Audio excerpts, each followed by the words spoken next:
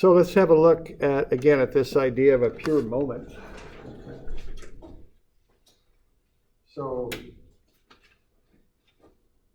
So far we've been looking at moments as a combination of a force and a distance. But sometimes you can exert a moment just by using a pure twist, okay? Just by twisting something. So if you're doing that, the idea here is you're not pushing or pulling on it, which would be exerting a force. What you're doing is you're just turning it. And if that's the case, you have what we call a pure moment, or a couple would be the term for that. Okay? So that's the idea. And you can see different examples of that. If you look around at all, there's a couple doorknobs. The one on the left, you'd use a couple to open. The one on the right, you would use a force and distance combination. There's taking the lid off of a jar. You can either do it with a couple in the upper left or a force and a distance on the lower right. There's two tire irons, basically. The one on the lower right, you use a force and a distance. The one on the left, if you exert equal forces on both sides, you get a couple. And that's the idea of a couple, because the simplest way to describe this action is two forces that are equal and opposite and have a certain offset between them. Okay. So if you look inside the stem of that valve that we were looking at the beginning, what's happening in there when you turn that valve is you get a bunch of small forces building up in the rod, the stem of the valve there, and they're equal and opposite, and they're equal and opposite on opposite sides of the center. So you're getting a net moment about the center of the stem. And you're not getting a direct force applied, because for every force to the left, as you've got right here, you've got another force to the right down below. So the net forces cancel. That's the idea. So the simplest way to express this is two forces that are equal and opposite. Now, if those forces are separated by a distance of d, which would be a perpendicular distance, we can find that moment. And what that would be then would be F times d, I think, if I have that written down anywhere. So what we would have would be if you look at the couple that we're showing right here, we would have FD over 2 for this one, because this distance here, if these are equally spaced from point O, this would be d over 2, and then you would have FD over 2 on the other side. They would both be counterclockwise. Notice that even though one's pointing left, the other one right, because of their position, they're both counterclockwise. So what you end up with here for the magnitude of that couple is the force times the distance in between. Okay? So that's the general formula for a couple.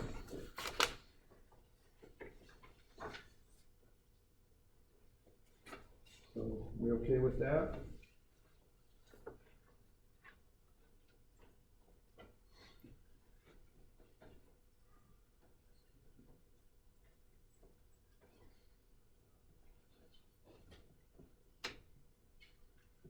All right, so if you look at these couples, they're a little bit interesting in how they act on an object.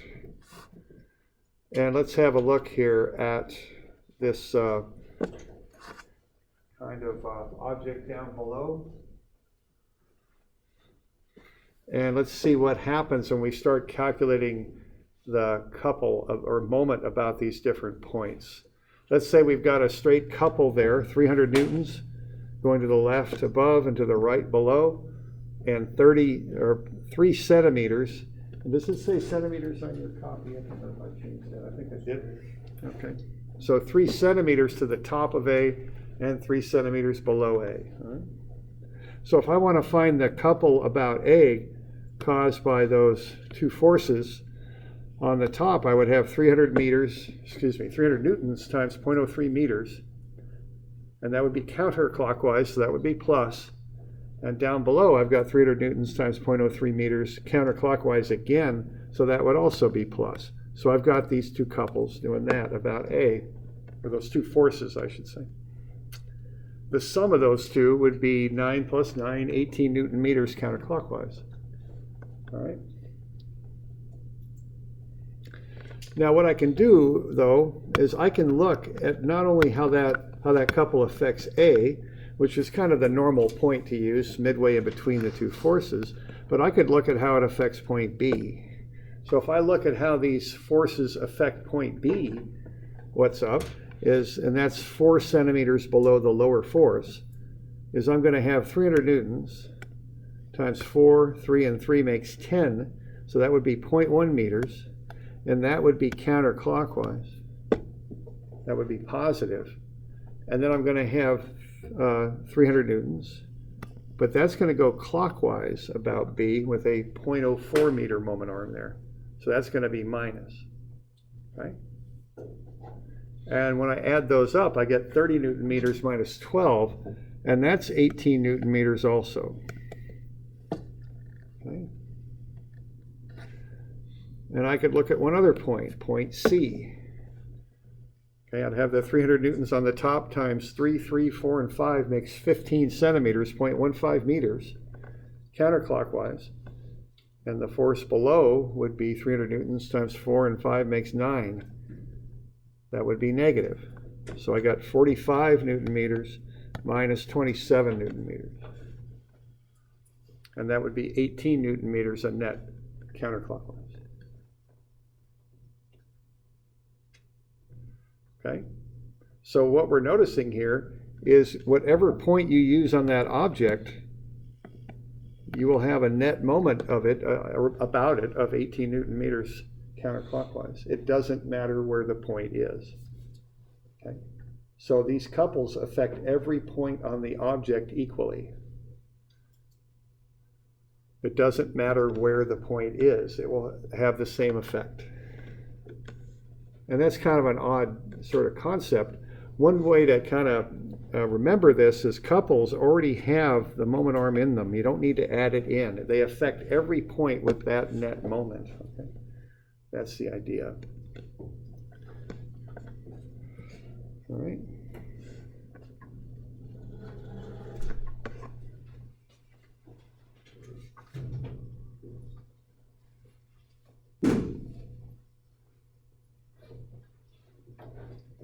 So we're doing all right with that?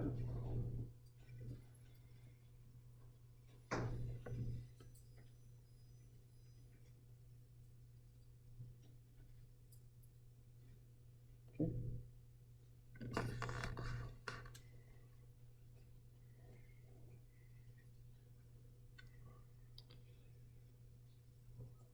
Now you can see this around you if you notice it.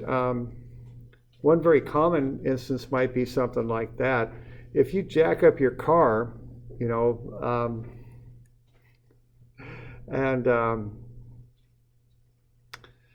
let's say you got a flat tire and you jack the tire up off the road, what you really want to do is break those lug nuts loose. Loosen the lug nuts before you jack the tire up, right? Because what happens if you've got the tire in the air and you start to turn the lug nuts? You turn the tire, right? Assuming you're not in gear, you know, there's a few assumptions with that. But notice what's going on there. See, you're applying the couple about the lug nut, aren't you? But where does it get applied? About the center of the tire to turn it.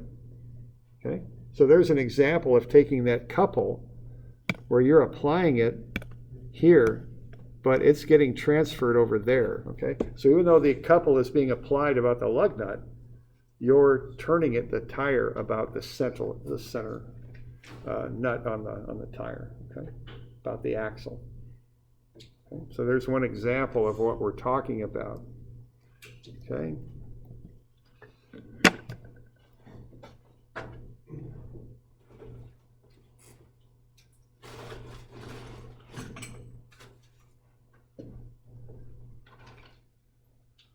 So I got an example of this also.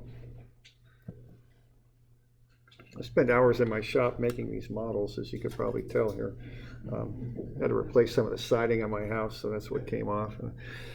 Anyway, all right, so there we go. So, and this one's a little busted now, the top piece busted off, but you get the idea. What we got here, I've got a board, and I've got some stuff sticking through the board, obviously. I've got a wing nut, which I've tightened up. Now, a wing nut's a nice way to apply what I would call a couple, a direct couple, right? Because I'll apply a force like that and one like that, and that is a couple, okay? Now, I could do a same sort of thing about this handle here, this little knob. I can turn it like that. Those are both couples, and these are like axles, and I can just hold the object there, and I can twist the object about those axles, even though I'm applying the couples somewhere else. It's just like what I showed you with the tire. Okay, so if I'm holding the back side, if I'm holding this axle here, and I apply a couple to that wing nut, I'll spin the thing around the axle, right? See, and that's that same idea. The couple I'm applying here is transmitted to the axle. Same thing here, right? Okay. So that's kind of what's going on here. So when you're analyzing this stuff, when you got a couple applied to an object, it affects every point on the object equally. So if I apply that blue couple there to the wing nut, it will also be applied to the axle, okay, like that. It will I can twist the board about the axle. If I apply a couple about this knob, it will also be applied at the axle, same magnitude. So I can make that board twist by applying the couple somewhere other than the axle I'm holding it on. That's the idea, okay? So you want to remember that when you're dealing with this stuff. So we got any questions on that? Okay. Good. What do you suppose the most common place you might find a couple in industry if you're working? Where are you going to see one, just a straight couple applied somewhere? Door. Those knobs, yeah, although you push on a door, so that's kind of force distance. Industry, there we go, motor, yeah. Motors just twist shafts. They're not pushing the shaft up or down or left or right, they just twist it, okay? That's where you're going to see couples applied, okay? Very commonly, okay, a motor, okay? Okay, so that's the idea of a couple. All right, so let's say this motor, and there's a lot of words for this concept. You can call it a couple, a moment. In some instances, you call it torque. There's a lot of different words for this. Let's say I've got a motor that outputs 40 foot-pounds of torque, and I've got a 6-inch pulley on the end of that shaft, 6-inch radius pulley, which actually would be a 12-inch pulley, wouldn't it? But 6-inch radius for the pulley. And let's say I'm going to lift that weight at constant velocity. How big of a weight can I lift with that motor? And everyone just take a minute and work through it. And there's no fancy calculations here. There's one very simple calculation to figure this out. I guess a spoiler alert here, dimensional analysis is a good thing sometimes. I used to tutor physics. I didn't know much about physics, but I knew that units had to work out, and that helped me solve a good 80% of the physics problems I had. Okay, have a look at the units, figure that one out. How much of a weight can you lift with that thing? If that thing's putting out 40 foot-pounds of torque, and you got a 6-inch radius there. Not sure. Let's see, 15.5. No, it's not 50. I didn't hear. I thought somebody said 50. It's not 50, I don't think. Just take a minute. It's a real simple calculation. Just take a minute and give it a shot here and see what you got.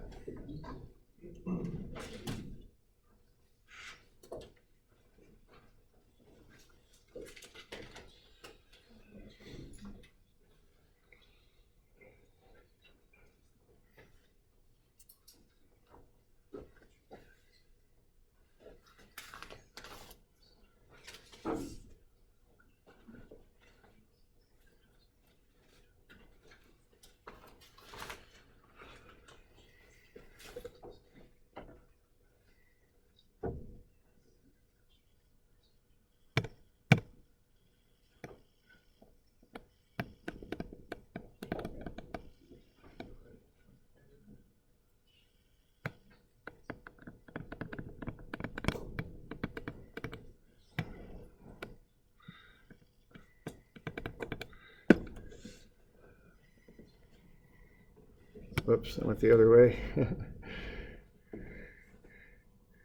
So I guess I did it this way. Doesn't matter.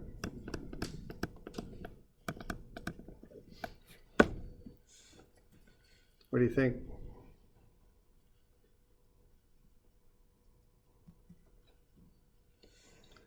So 480 inch-pounds.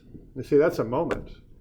We've got a weight here, and then we're going to want that offset distance.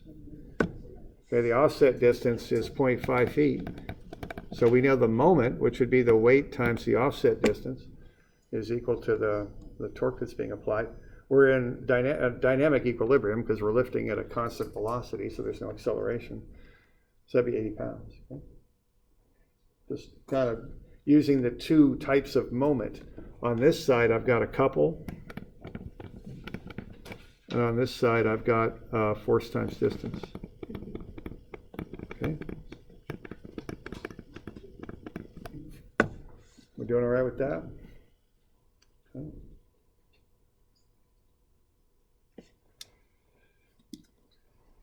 So those are called couples, okay? And again, the most common place I can see of these in industry is with motors. Although there's other ways you can use these to model things. You know, you use them a fair amount when you do moment diagrams and stuff like that. Okay. So, we doing all right? All right. So we're kind of changing up here a little bit. You know, we've been doing a lot of 3D. We're going to be doing more 2D, kind of a little bit more kind of everyday engineering type stuff, not quite the real analytical 3D. So let's start in on that a bit. Let's look at designing a sign, which might seem like a simple thing to do, but let's have a look, okay? Anybody notice these big old signs? They're all over the place. Big heavy pipe, vertical, and then you got one sticking out horizontal. I think they pay a little bit of attention when they design those things. They're big and massive and heavy, and I bet the wind sure hits those signs pretty hard and all that, you know, so I'm sure they pay a lot of attention to how they do that. Okay, see that connection there? There we go. Sure they paid a lot of attention to that. You know, you could look at that connection and look at the moment caused by this sign, and there would be a couple reaction at that connection. There would be the weight of the sign pushing down. That would cause a couple at that connection. So they've got kind of a couple pushing back, right? I mean, this force would be going up at that support, and this end would try and roll up, so you'd have a force coming down. I mean, that's kind of what would be going on there, eh? When you design that. That's what they're thinking about with that design, I think. All right. So let's see, let's add up some of this stuff. And let's kind of look at what we would call a resultant, which is the kind of the net effect of a number of different forces. So let's see what we got with that. Okay, now the first thing I would mention here is that couples are additive. All you got to do is add them up, and this was on the bottom of that page we were just working on there. So if you've got these three couples, and notice the different ways they're specified. We've got, you could use two arrows pointing in opposite directions, really at any angle you want, because the net force cancels out. You can also use a curve sort of form like that. Okay, so we got positive ones on the top and negative ones on the bottom. Positive is counterclockwise, negative is clockwise. So if I have this object right here, I could add up the net couple. It would be 30 Newton meters minus 40 Newton meters minus 50. So the net couple on that object would be negative 60 Newton meters, which would be 60 Newton meters clockwise. Okay, that's what that would be. So the net effect of those three things on that object would be to twist it clockwise with a magnitude of 60 Newton meters. So on that slide, you have just a parallel without error in the minus slide? I'm sorry. In the middle? No. No, on that one in the middle. Yes, that one. Oh. So there's no error. I forgot. I didn't realize I'd done that. That's just an error. I just neglected to do that. So that would be clockwise. So that would be arrowheads like that. I didn't even know I'd done that. There we go. Thanks. Okay. Okay,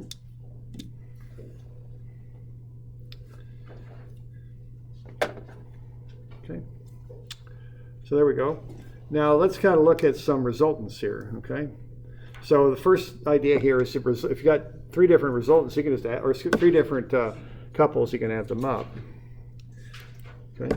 Now the next little idea here is that if you've got two different types of moment here, if I want to find the net moment about A, let's say I've got a beam extending out and I've got a couple there on the far left and a force in the middle there, I could find the net moment associated with that about point A. Now I've got that one force, so I need to know how far from A that force is. And let's see. Yeah, I've skipped ahead a little bit. I'm sorry, I'm on page 350 is where I'm at. 350.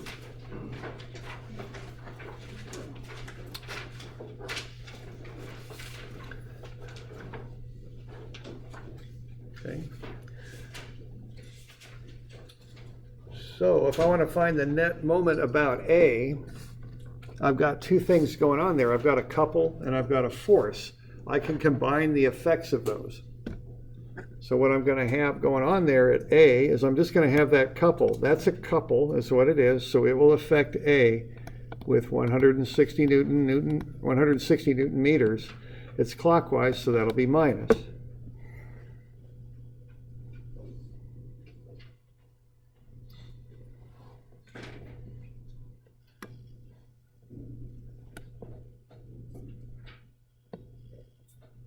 Now the 300 newtons, that's just a force.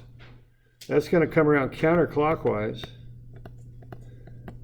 And I add a moment arm to that, and that's 2 meters.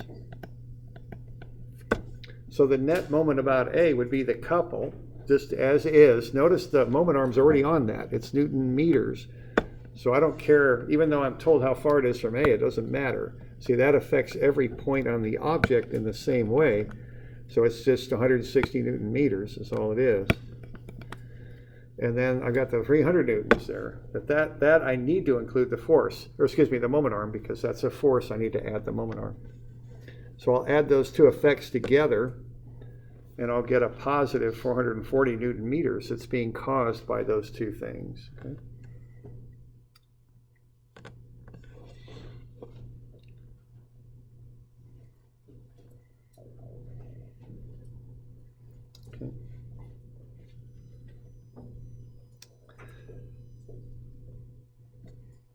Now I've got a couple others there, and let's look at designing a sign and what we might have to think about if we're doing that, okay? So let's say we've got this sign and your job is going to be to design it, okay? Now you notice that thing's sagging just a little bit already, so it looks like they're having a bit of trouble with that, aren't they? It's kind of hard to see, but that's a plate, big iron plate with 4 bolts in it. Hard to see, I know it's dark, but there's a plate. That's how they're supporting that sign. They got a plate on top of the post. I think they welded the plate to the post, and then there's 4 bolts that stick up into the sign is what's going on there. Okay. So let's kind of look at that connection and what we'd be thinking about if we designed it. All right, let's say the sign itself weighs 480 newtons.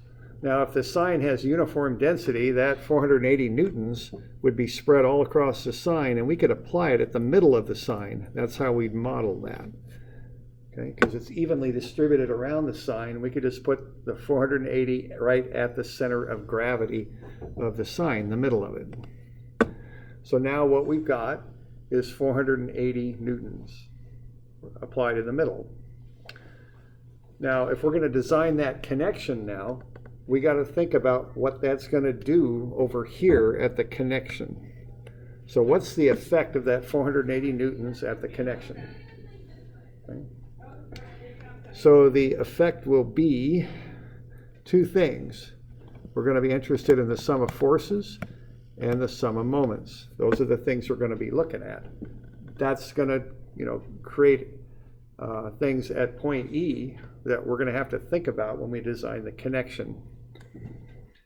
Now the sum of forces is going to be pretty straight up here.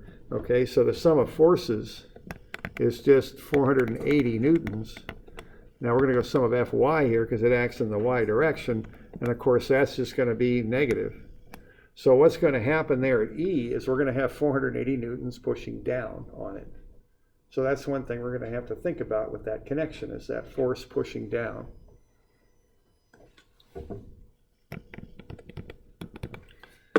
Okay. Now the other thing we're going to have to think about is that 480 newtons, but see, that's offset from E, isn't it? It doesn't push down directly on E, it's offset 0.6 meters. So that's going to be 288 Newton meters. So we're also going to have to account for a counterclockwise moment at E of 288 Newton meters. So when we design that connection at E, we're going to have to account for both of those things that are happening.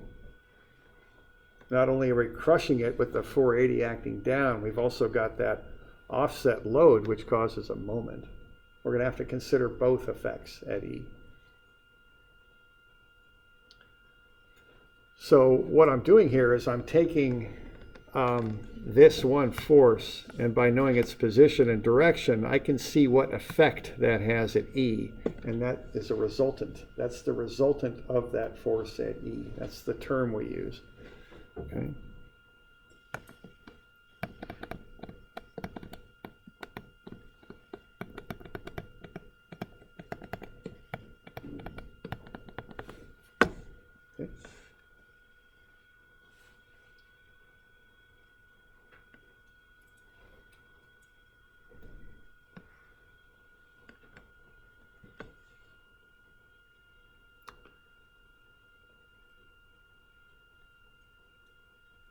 So we got any questions on that bit?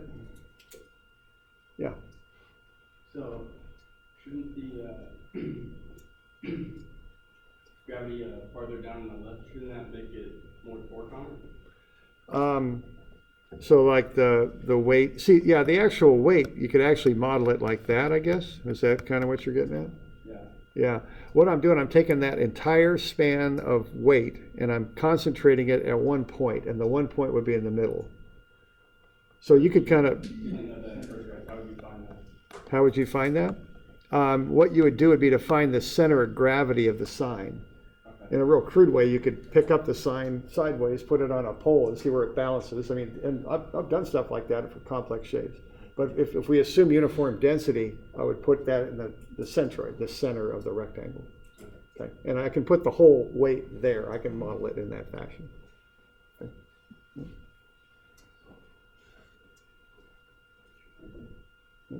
Good. All right. All right. Let's add some wind. Let's do that next. Okay. So it's going to get a little bit more complex. I don't know if you've ever seen these signs like this in the wind. You ever seen street lights when the wind's really whipping like 60 miles per hour? They're all over the place. I mean, you know, there's some serious loads going on with that, right? Okay. So let's have a look. Let's say we're going to assume the wind is going to exert a 210 Newton force at a 15-degree angle. Let's account for that, okay? All right. Now this is going to get a little bit involved now because we're going to have to be kind of walk through the different directions here. We're going to want sum of Fx and see what that is.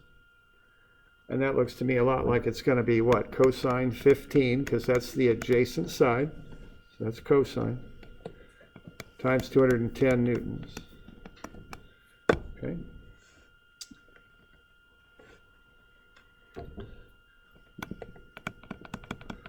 Now the sum of Fy, and that's going to be the negative 480 newtons minus sine 15, because it's the opposite side, that side, times 210 newtons.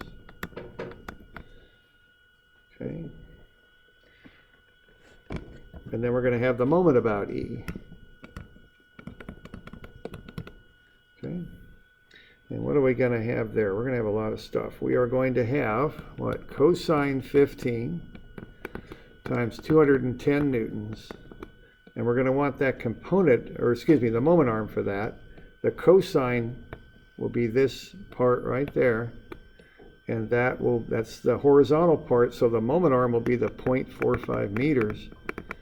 And that one looks counterclockwise, doesn't it? So that'll be positive.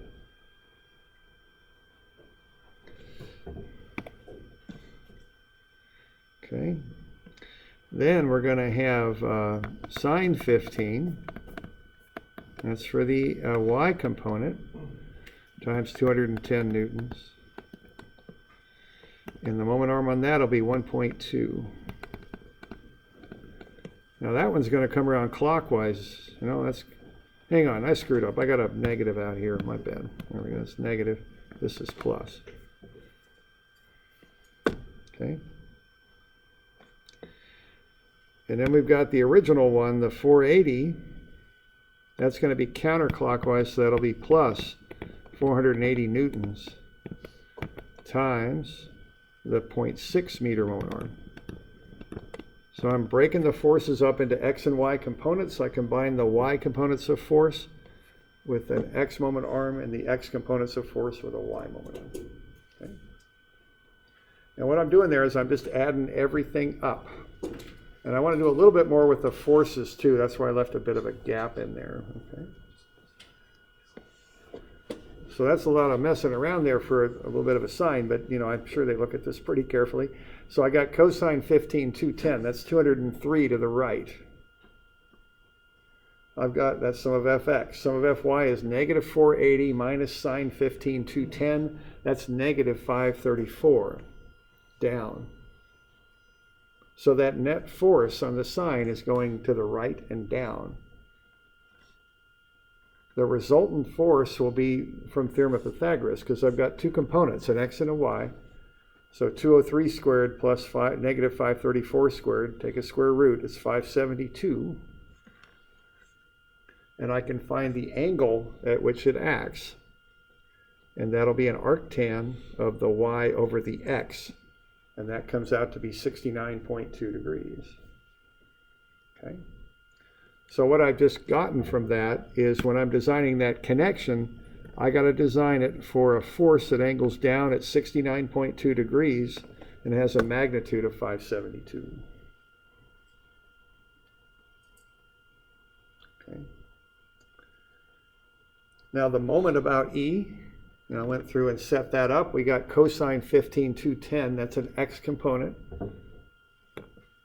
The moment arm for that would be the y direction, 0.45. Negative because it's clockwise. And then I got sine 15, 210 times 1.2 positive because, so I got the y component here coming down. X moment arm, positive because it's counterclockwise. And then I've got the last one there, which is the 480 times 0.6 positive. When I add those up, I get 261.9 Newton meters. Okay. So if I take all that stuff that's happening there at E and kind of combine it, that's what's going on at E. I've got the force down and to the right, and I've got the moment. And that's what I'm going to have to design that connection for, are those effects.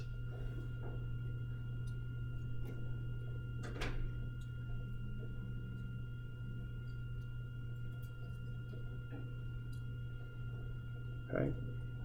And that's called a resultant.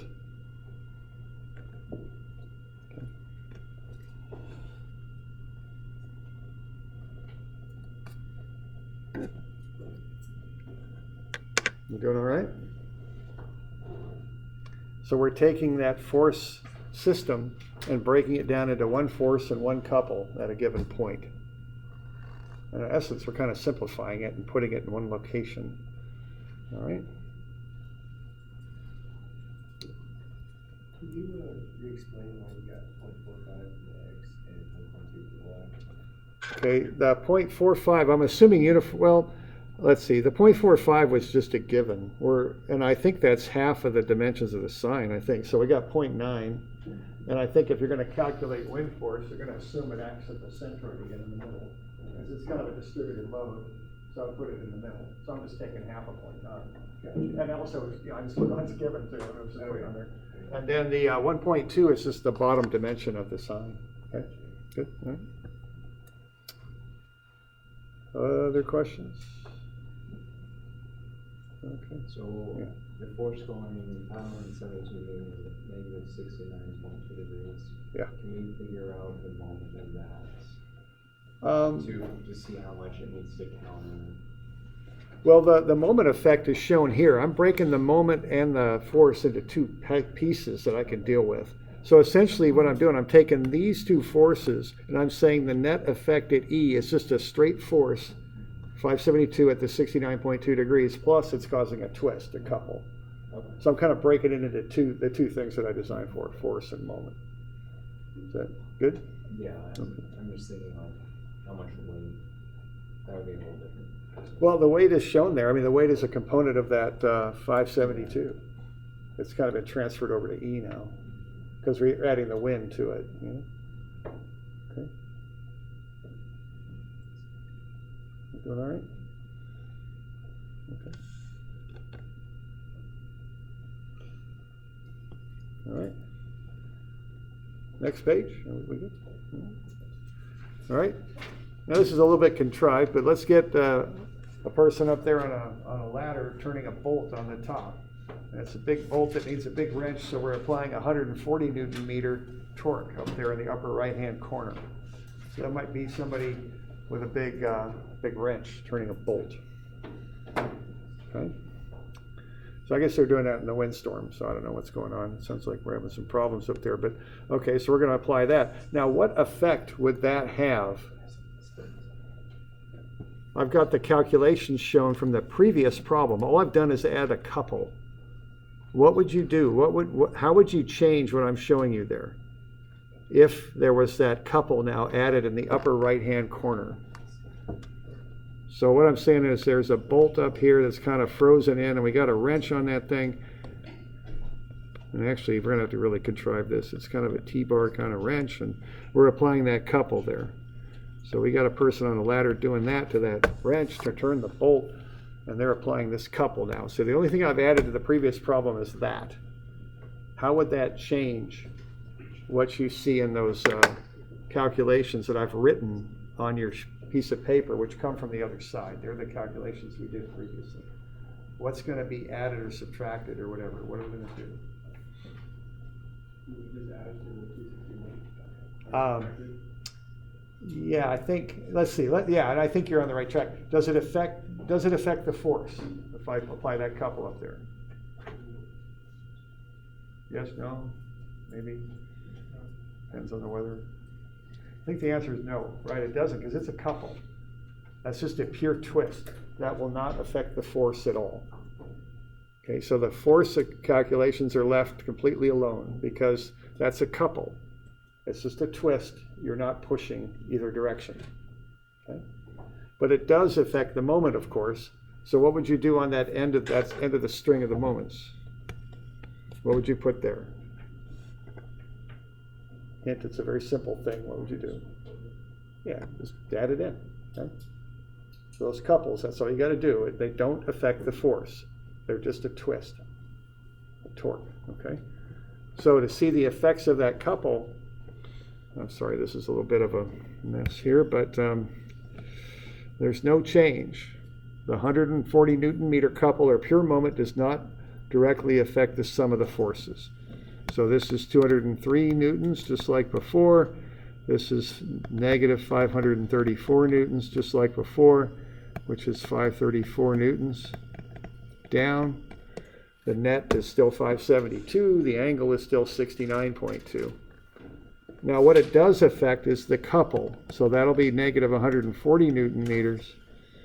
Okay, that will be added to this string of the moment. So instead of the whatever we got before, we're going to get 121.9 Newton meters now. It will change the moment. It will not change the force.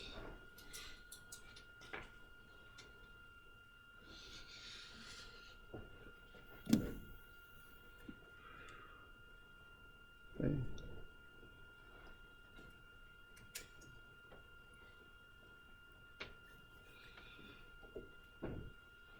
So if we show the effect now at the support, it's just a little different. Same force, same angle, but a different couple. That's all that changes if you apply that couple in the upper right-hand corner. If you call it a couple or a pure moment, whatever you want to call it. Okay, so if you apply that pure moment at the upper right-hand corner, the only thing it will directly change is the moment applied at E. That's all. The force stays the same.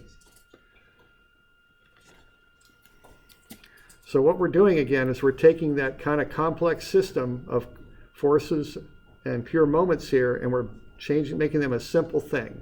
One force, one couple at a point E. That's how that stuff affects point E. So if you're going to design that connection, this is what you got to think about when you're designing it. Okay. You doing all right with that? Having fun? Doing okay? All right. All right. Now, how about one more step? Because I'm giving you obviously lots of ways to really impress your friends with this stuff. You can go through this and show them this, and they will be marvel at what you're doing. But let's give them one more thing we could do. Let's make this even simpler, okay?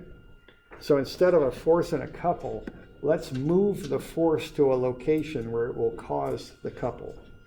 So instead of having a force and a couple, let's just make it a force in a given location oriented from E. Where would we put the force? How far would we slide it over to the right to get that couple? Or is it to the right or the left? I think it's the left, isn't it? Yeah, how far to the left would we put it to create that 121.9 Newton meter couple? Where would you put that force? If you're going to place it somewhere on horizontally left or right from E, where would you put the force to create that couple?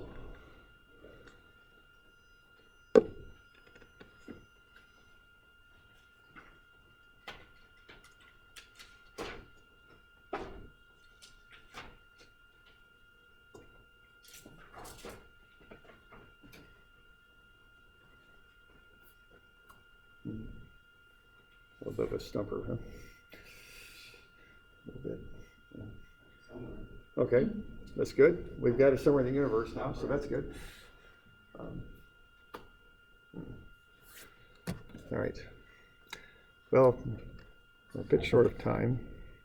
So, what shall we do? Okay, we want to create 121.9 Newton meters, right? That's what we want to create. We have a force. Now, if we slide it horizontally over here, which component of that force will cause the moment? The X or the Y? If I slide the force to the left, which component will cause, what's that? The Y, right? Because the X will go right through E, right? So the Y component is, and I've got so much stuff going on, 534, right? So how many meters do you think how am I going to solve that one out? See what I'm doing with the units there? Okay.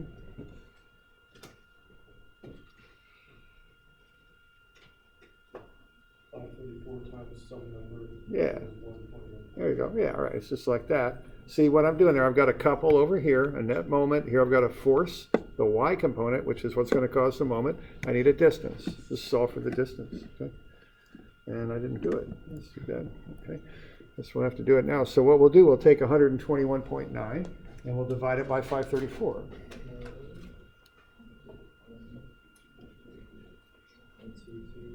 Do it 0.228? 228? Okay, thanks. Meters? That equals that distance. Okay. So if we're going to put that force in a location such that it causes the couple, we're going to put it over here. 0.228 meters. And that has a magnitude, is it 572 for the magnitude total? And 69.2 degrees. Oops. So that's where that's how you could really simplify that system. That whole system, as far as its effects at E, comes down to what I'm showing you right there.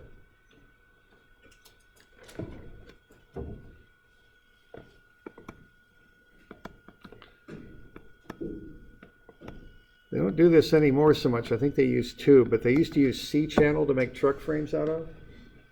Okay? And if they put them, and one brand did this, and I can't remember which one it was. If they put the motor mounts right on the C-channel, what happens? Bad things happen to your frame, right? Because if you do that, you start to warp the frame kind of like that, and that's not good for your alignment and everything else, okay? So what was their solution to that?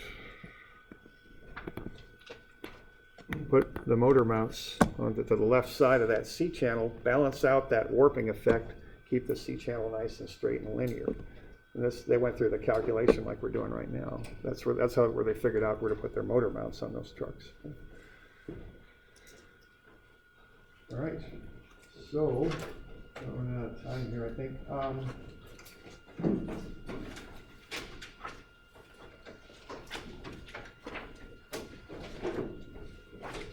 Okay, why don't I give you a few more of these to do? So what, you guys got all this stuff. We're gonna have to keep rolling now. Okay, so I'm gonna give you some of these. So how about 221, 231, and 232?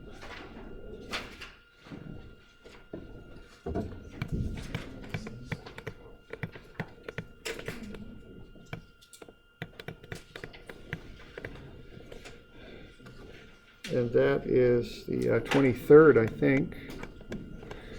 And I already gave you 201, 202, and 211, right? So these will be due Wednesday. Now, was everybody here yesterday? I handed out replacement problems for 201 and 211. They're posted in Moodle too. If you don't have the 2019B book, you might need these replacement copies.